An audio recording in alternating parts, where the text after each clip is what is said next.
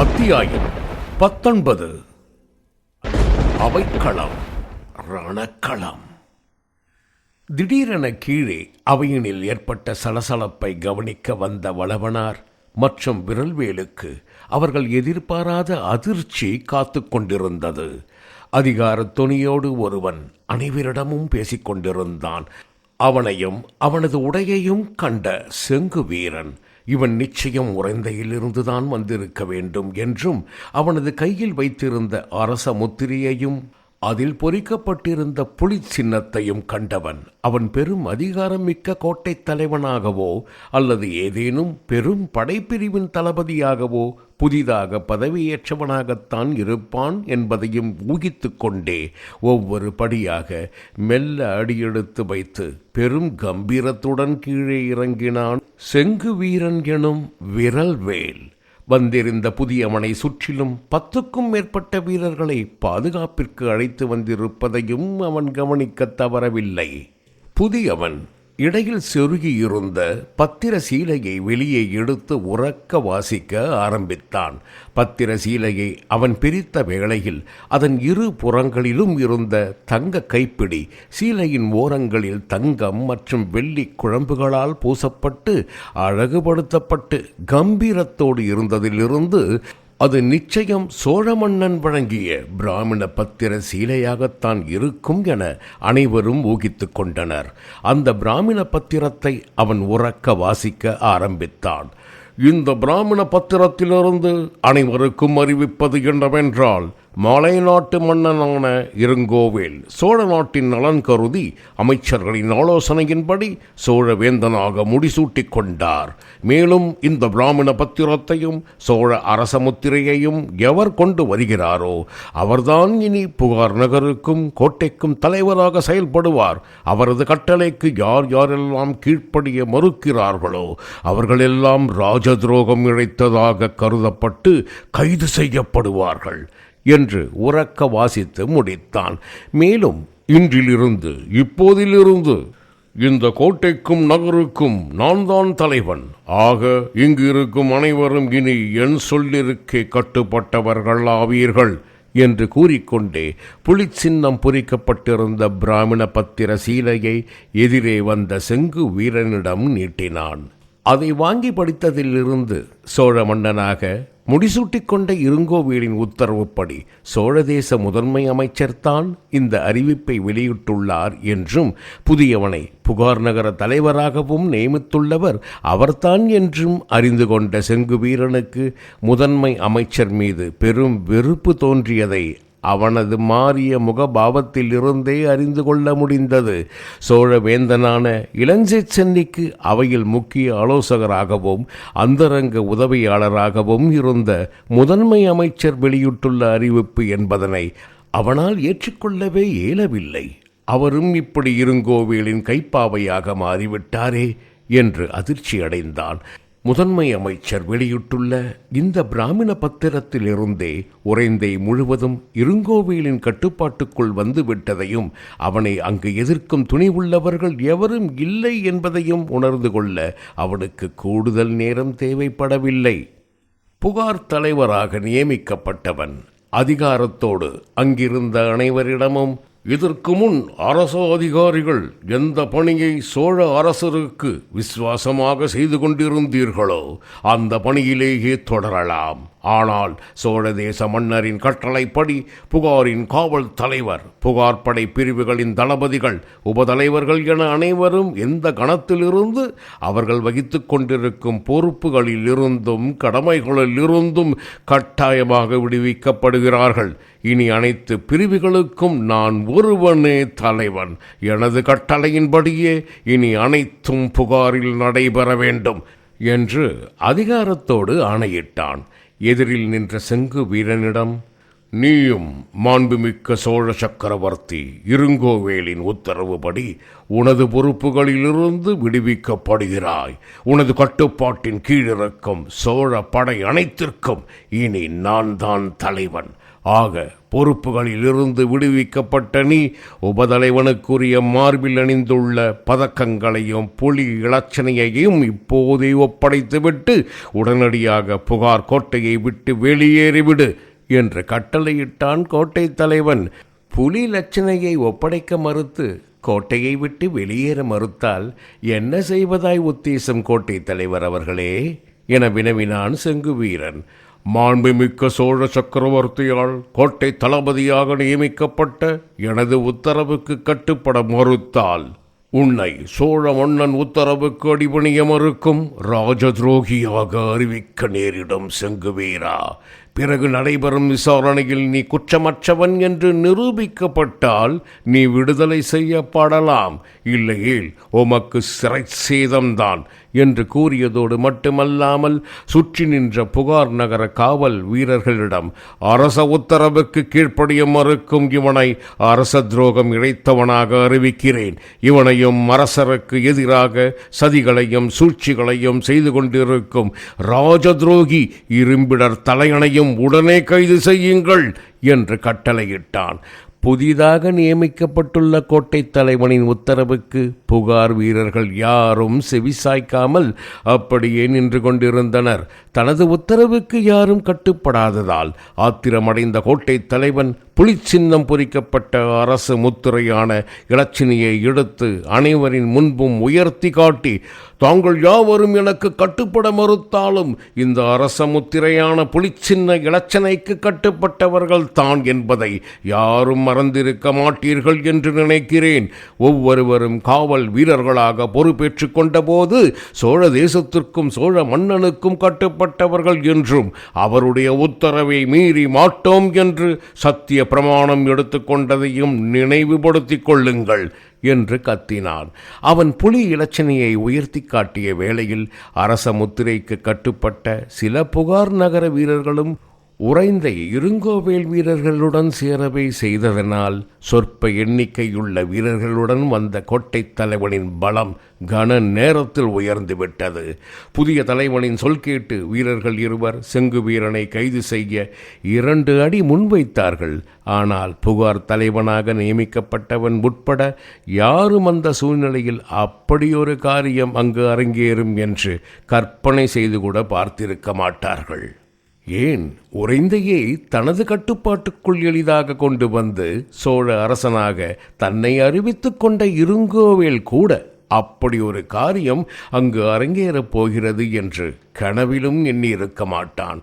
சோழ தேசம் முழுவதும் உள்ள நகரங்கள், கோட்டைகள், அமைச்சர்கள், அதிகாரிகள், சோழ வீரர்கள் என அனைவரையும் தனது ஆளுமையின் கீழும் முழு கட்டுப்பாட்டின் கீழும் கொண்டு வந்து விட்டாலும் புகார் நகரை அவ்வளவு எளிதில் தனது கட்டுப்பாட்டின் கீழ் கொண்டு வர இயலாது என்று இங்கு நடக்கப் போகும் காரியம் இருங்கோவேலுக்கு உணர்த்த வைக்கும் என்று யாவரும் அக்கணத்தில் எண்ணி இருக்க மாட்டார்கள். இதுவரை சோழ தேசத்தில் இரும்பிடர் தலையன் மட்டுமே தனக்கு கட்டுப்பட மறுக்கும் வீழ்த்த முடியாத எதிரி என்று எண்ணிய இருங்கோவேல் சாதாரண சொற்ப எண்ணிக்கையுள்ள வீரர்களின் படைப்பிரிவின் உபதலைவன் பெரும் இடையூறாக அமைவான் என்று கனவிலும் சிந்தித்திருக்க மாட்டான். எஞ்சியிருக்கும் இரும்பிடர் தலையணை மட்டும் வீழ்த்திவிட்டால் வீழ்ந்து போன சோழ வம்சம் மீண்டும் எழ வைக்க தன்னை எதிர்க்கும் துணிவு சோழ தேசத்தில் வேறு எவனுக்கும் தோன்றாது. இரும்பிடர் தலையணை அழித்து விட்ட பின் தனக்கு எதிரிகள் என்று எவனும் இருக்க மாட்டார்கள் என நினைத்து கொண்டிருந்த இருங்கோவேல் தனது முயற்சிகள் அனைத்தும் புகார் நகர உபதலைவனால் தவிடுபொடியாக நொறுங்கப் போகிறது என்று அந்த கணம் வரை எண்ணி பார்த்திருக்க மாட்டான். அவையில் திடீரென சலசலப்பு தோன்றியதால் இரும்பிடர் தலையரை, நான் அழைக்கும் வரை தாங்கள் கீழே வர வேண்டாம் என்று கட்டளையிட்டு விட்டு தனது உபதளபதிகளில் ஒருவனான திருக்கண்ணனிடம், திருக்கண்ணா, நான் மட்டும் கீழே செல்கிறேன், நீ இப்போது வர வேண்டாம். மேலே உப்பரிகையிலிருந்து அவையில் என்ன நடைபெறுகிறது என்பதை கவனமாக கண்காணித்துக் கொண்டிரு. எதற்கும் உனது வாளும் வேலும் தயாராகவே இருக்கட்டும் என்று கூறிவிட்டு அவன் மட்டும் தனியே கீழே விரைந்தான். படிக்கட்டில் மெல்ல நடந்து வந்தபோதே சபையில் யார் யாரெல்லாம் இருக்கிறார்கள், வந்திருப்பவன் எத்தனை வீரர்களை துணைக்கழைத்து வந்துள்ளான், அவர்களின் பலம் எவ்வளவு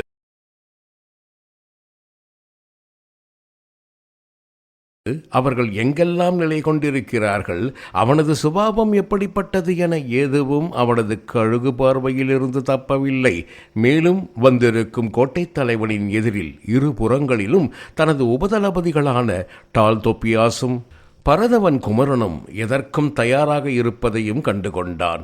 ராஜதுரோகம் செய்வதாக கூறி கைது செய்யுங்கள் என்று கூறிய கோட்டை தலைவனிடம் செங்குவீரன், கோட்டை தலைவரே, நீண்ட நாட்களாக சோழப்படையில் பணியாற்றி வரும் போன்ற தலைவர்களையும் எமது தளபதிகளையும் பதவியிலிருந்து விடுவிக்கும் அதிகாரம் உமக்கு கிடையாது.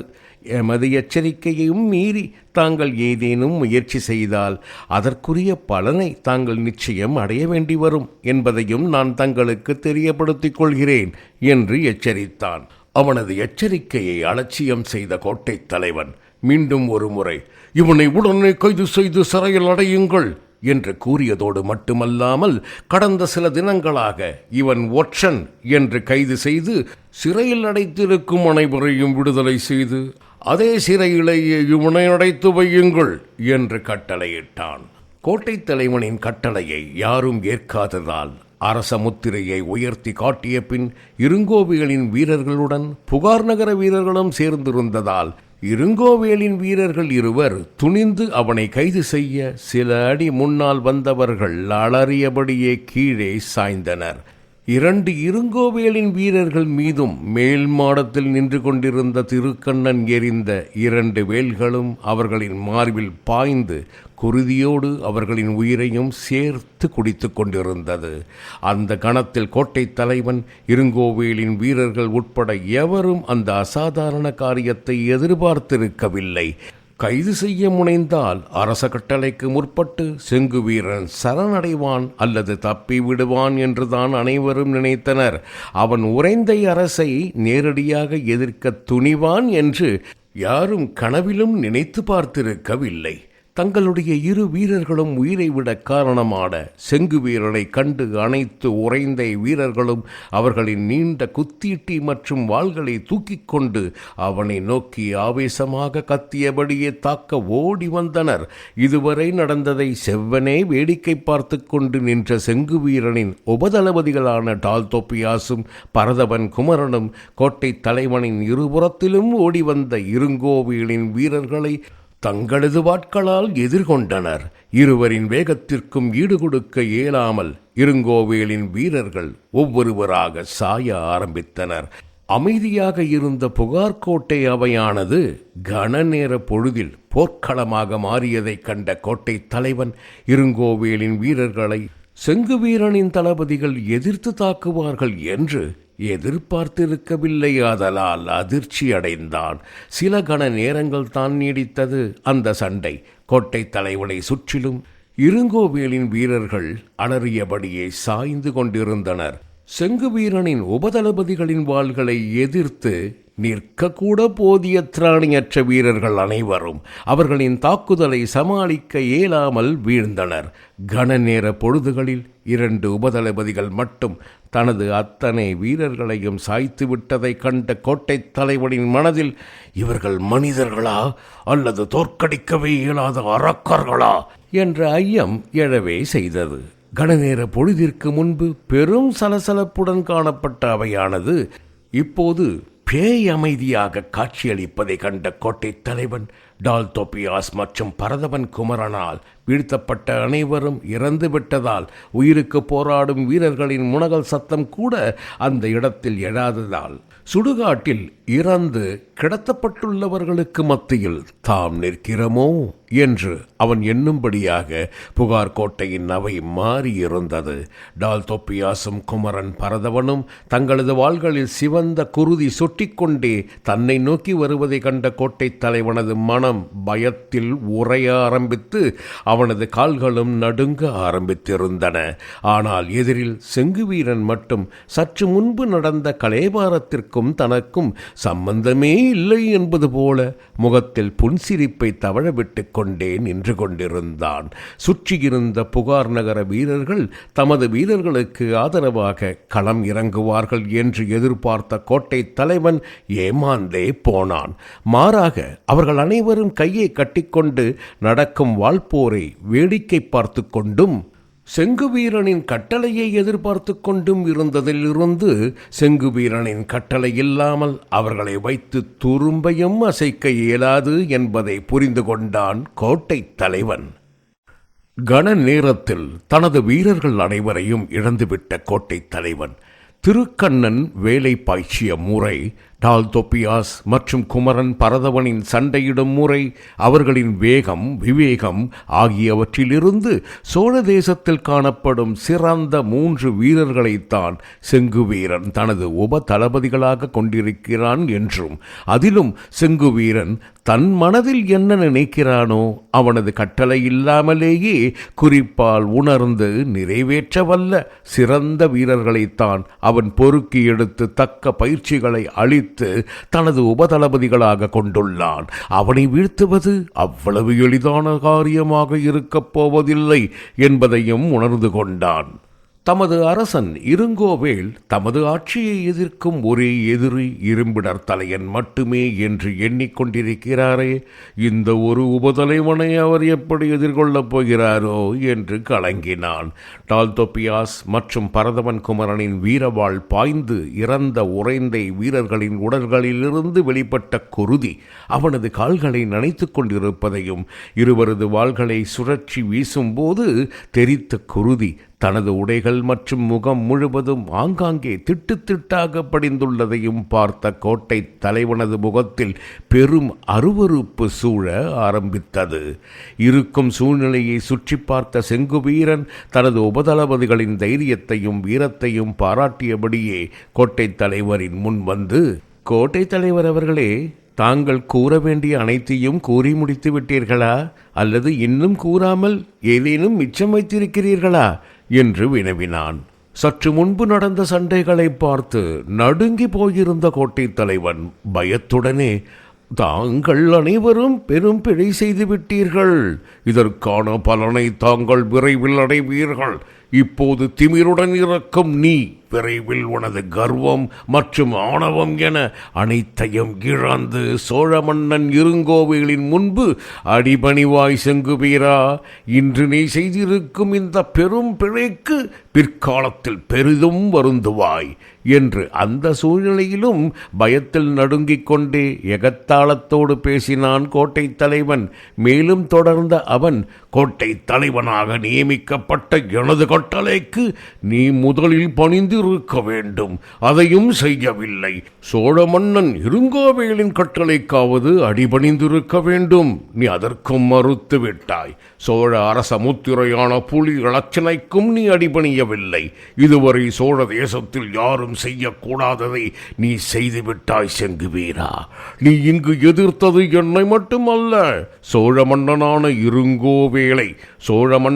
இருங்கோவேளை எதிர்த்து விட்டதற்கான பலனை நீயும் உனது உபதளபதிகளும் உமது படை வீரர்களும் நிச்சயம் அடைவீர்கள். உனது உயிர் உடலில் இருந்து நீக்கப்பட்டு உனது உடல் விரைவில் புகார் கோட்டை சுவரில் தொங்கவிடப்படும் என்பதை புரிந்து கொள் செங்குவீரா என்றான். இதுவரை கோட்டை தலைவனுக்கும் செங்குவீரனுக்கும் நடந்த உரையாடல்களை அமைதியாக கேட்டுக்கொண்டிருந்த பரதவன் குமரன் கோட்டை தலைவன் செங்குவீரனை நோக்கி, உனது உடல் விரைவில் புகார் கோட்டை சுவரில் தொங்கவிடப்படும் என்று கூறியதை கேட்டவுடன் தனது வாளை ஊருவி கோட்டை தலைவனின் சிரசை நோக்கி வேகமாக சுழற்றினான். பரதவன் குமரன் கோட்டை தலைவனான தன்னை நோக்கி வாளை சுற்றுவான் என்று அவன் கனவிலும் எதிர்பார்த்திருக்கவில்லை. ஏனெனில் அரச முத்திரை தன்னிடம் உள்ளபோது தனது கட்டுப்பாட்டுக்கு அவர்கள் கட்டுப்பட மறுத்தாலும் தன்னை எதுவும் செய்ய மாட்டார்கள் என்று அவன் எண்ணியிருந்தான். பரதவன் குமரன் தனது வாளை உருவிய போது எழுந்த சத்தம் வேகமாக வந்ததா அல்லது அவன் சுழற்சிய வாள் விரைவாக அவனை நோக்கி வந்ததா என்று அறிவதற்கு கூட அவனுக்கு நேரம் கொடுக்கவில்லை பரதவன். அவனது வாள் உரையிலிருந்து வாளை உருவிய போது எழுந்த சத்தம் அவனது காதுகளை அடையும் முன் அவனது நீண்ட வாள் அவனது கழுத்தினை அடைந்திருந்தது. கோட்டை தலைவன் எதிர்பாராத நேரத்தில் அவனது கழுத்தை நோக்கி வந்த வாள் தனது தலையை உடலில் இருந்து நீக்காமல் நிச்சயம் திரும்பாது என்பதை உணர்ந்தவன் கண்களை இறுக மூடிக்கொண்டான். பரதவன் குமரனின் போர்வாளை தனது கழுத்தின் முன் தோளில் உணர்ந்தவன் இனி தனது உயிர் தப்ப தப்ப வழியில்லை என்று நினைத்தவன் அவனது குலதெய்வத்தையும் வேண்ட ஆரம்பித்து விட்டான். ஆனால் அந்த கணத்தில் கோட்டை தலைவனின் தலையை பரதவன் குமரனின் வாள் கொய்யும் முன் கோட்டை தலைவனே எதிர்பாராத மற்றொரு வாள் குமரனின் வாளை தடுத்திருந்தது. தனது வாளை தடுத்து கோட்டை தலைவனின் உயிரை காப்பாற்றும் வல்லமையும் துணிவும் கொண்ட அந்த வீரன் யார் என்று திரும்பி பார்த்தான் பரதவன் குமரன். தனது தலை உடலிலிருந்து துண்டாக கொய்யப்பட்டு விட்டதைப் போலவே உணர்ந்த கோட்டை தலைவன், இன்னும் தான் உயிரோடு இருக்கிறோமா? தனது தலை இன்னும் பரதவன் குமரனின் வாளிற்கு இரையாகாமல் இன்னும் இருக்கிறதா என்று தனது உணர்வுகளை நம்ப இயலாமல் கண்களை மெல்ல அச்சத்துடனே திறந்தான். கண்களை திறந்து பார்த்தபோது பரதவன் குமரன் சுழற்சிய வாள் தனது கழுத்தின் முன் தோலை சீவி அதிலிருந்து குருதி வெளிப்பட்டு கசிந்து கொண்டிருப்பதையும் குமரனின் வாளை செங்குவீரனின் நீண்ட வாள் தடுத்து கொண்டிருப்பதையும் கண்டு உயிர் பிழைத்த கோட்டை தலைவன் பிழைத்ததே பெரும் பாக்கியம் என்று பெருமூச்சு விட்டான். காற்றை விட வேகமாக வாளை சுழற்றிய பரதவன் குமரனின் வாளை கண்டபின் செங்குவீரன் தனது வாளை உருவி அவனது வாளை தடுத்திருக்கிறானே, அப்படியென்றால் அவனது வலிமையும் வாழ்வீச்சு வேகமும் எப்படிப்பட்டதாக இருக்கும் என்று கற்பனை செய்ய முயன்று தோற்ற கோட்டை தலைவன், அப்படியென்றால் இவர்களை தோற்கடிக்க தென்னகத்தில் யார் இருக்கிறார்கள் என்று தனக்குள்ளே பலவாறு கேள்வி கேட்டுக் கொண்டான். முதலில் மேன்மாட ஒப்பரிகையிலிருந்து குறிதவறாமல் தனது இரு வேல்களையும் ஒரே நேரத்தில் வீசியவனைக் கண்டு இவனை யார் மிஞ்சுவார்கள் என்று எண்ணினேன். பிறகு அவனது வேலின் வேகத்தினையும் மிஞ்சும் அளவிற்கு இருவர் தங்களது வாள்களை சுழற்றி உறைந்தையிலிருந்து வந்த அனைத்து வீரர்களையும் கனநேர பொழுதில் மண்ணோடு மண்ணாக்கினார்கள். இவர்கள் வீசும் வாளின் வேகத்தை எவராலும் மிஞ்ச இயலாது என்று நினைத்த வேளையில் இவர்கள் சுழற்றிய வாளையும் கண்ணிமைக்கும் நேரத்தை விட குறைவான பொழுதில் ஒருவன் தடுத்திருக்கிறான் என்றால் அவனது வாழ்வீச்சின் வேகம் எப்படிப்பட்டதாக இருக்கும்? கற்பனைக்கும் அப்பாற்பட்ட வேகத்தில் அல்லவா தனது வாளை செங்குவீரன் இயக்கியிருக்கிறான் என்று கோட்டை தலைவன் செங்குவீரனின் வாழ்வீச்சின் வேகத்தைக் கண்டு ஆச்சரியப்பட்டு கொண்டிருந்தான். செங்குவீரன் குமரனிடம், சற்று பொறுமையாக இருக்குமரா, கோட்டை தலைவரது உயிரையும் உமது வாள் பறித்து விட்டதென்றால் இங்கு நடந்த நிகழ்வுகளை சோழ மன்னனாக முடிசூட்டியிருக்கும் இருங்கோவேலிடம் யார் சேர்ப்பிப்பார்கள் என்று கூறியபடியே கோட்டை தலைவனின் கழுத்தை தொட்டு கொண்டிருந்த பரதவன் குமரனின் வாளை தனது வாளால் விலக்கினான் செங்குவீரன். அதற்கு பரதவன் குமரனோ, தலைவரே, எங்கள் முன்னே இவன் தங்களது உயிரை பறித்து புகார் சுவரிலே தொங்க விடுவேன் என்கிறான். இவனை உயிரோடு விடுவதா? இவனை புகாரை விட்டு உயிரோடு வெளியேற அனுமதித்தால் அது எங்களுக்கு பெருத்த அவமானம் என்று வெகுண்டிருந்தான். பரதவன் குமரனின் சொற்களை ஆமோதிப்பது போலவே அவையில் சுற்றி நின்ற வீரர்கள் அனைவரும் உயிரோடு வெளியேற அனுமதிக்கக்கூடாது என்று ஒரு சேர குரல் எழுப்பினார்கள். சுற்றி நின்ற புகார் வீரர்களின் கூக்குரலை கேட்ட செங்குவீரன் தனது கையில் இருந்த வாளை மேலே உயர்த்தினான். அதுவரை ஆரவாரமிட்டு கொண்டிருந்த வீரர்களின் குரல்கள் அனைத்தும் உடனே அடங்கியது. மீண்டும் மயான அமைதி அவ்விடத்தில் சூழத் தொடங்கியது. ஆரவாரமிட்ட வீரர்களை அடக்கிய செங்குவீரன் வெகுண்டெழுந்த பரதவன் குமரனின் கண்களில் தனது பார்வையை சிறிது நேரம் செலுத்தி நிலைநாட்டி அவனது கோபத்தையும் கட்டுப்படுத்தினான். பிறகு வந்திருந்த கோட்டை தலைவரிடம், கோட்டை தலைவரே, சோழ மன்னனாக இருங்கோவேல் முடிசூட்டிக் கொண்டதிலும் தாங்கள் புகார்கோட்டை தலைவராக நியமிக்கப்பட்டதிலும் யாம் பெரும் மகிழ்ச்சி அடைகிறோம். இருவருக்கும் புகார் நகரத்தின் சார்பாக எமது வாழ்த்துக்கள். கோட்டை தலைவர் என்கிற முறையில் தங்களுக்கும் சோழ மன்னன் என்கிற முறையில் இருங்கோவேலுக்கும் புகார் வாசல் எப்போதும் திறந்தே இருக்கும். எப்போது வேண்டுமானாலும் தாங்கள் வருகை தரலாம். உரிய மரியாதையும் பாதுகாப்பும் நிச்சயம் வழங்கப்படும். ஆனால் ஒரு செய்தியை மட்டும் உறைந்தை மன்னனான இருங்கோவேலிடம் நினைவில் வைத்துக் கொள்ளச் சொல்லுங்கள். உறைந்தை போன்று புகாரையும் இங்குள்ள மக்களையும் அடிமைப்படுத்த முயற்சி செய்து எமது உபதளபதிகளையும் வீரர்களையும் மறுபடியும் அலட்சியம் செய்ய முயற்சிக்க வேண்டாம். சோழ பெருவேந்தனான இளஞ்சேட் சென்னியை கொன்றது போன்று சோழ இளவலுக்கு எந்த ஒரு ஆபத்தையும் விளைவிக்க கனவிலும் சிந்திக்க வேண்டாம் என்பதை இந்த குருதி படிந்த உடையோடும் முன்தோல் வெட்டப்பட்டு குருதி வடிந்து கொண்டிருக்கும் கழுத்தோடும் மலைநாட்டு மன்னனிடம் எமது எச்சரிக்கையை அழுத்தமாக தெரிவித்து விடுங்கள் என்று கட்டளையிட்டுவிட்டு தனது உபதளபதிகளை அழைத்து கொண்டு புறப்பட்டான் செங்குவீரன்.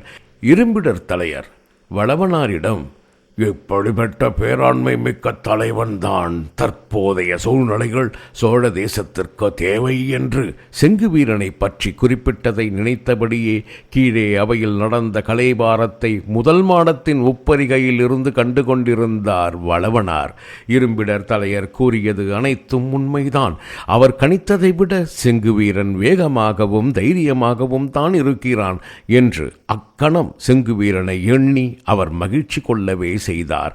விழுந்து கிடந்த இருங்கோவேலின் வீரர்களை கண்டபடி கீழே இறங்கி வந்த மகேந்திர வளவனாரிடம், தங்களிடம் சேர்ப்பிக்க சொல்லி சோழ மன்னர் தந்தனுப்பிய ஓலை இது என்று இடையில் வைத்திருந்த மற்றொரு ஓலையை சேர்ப்பித்துவிட்டு, வந்தபோது பெரும் ஆரவாரத்தோடும் மகிழ்ச்சியோடும் வந்த கோட்டை தலைவன் செல்லும்போது தலையை தொங்க போட்டுக்கொண்டே புகார் கோட்டையை விட்டு உறைந்தைக்கு கிளம்பினான்.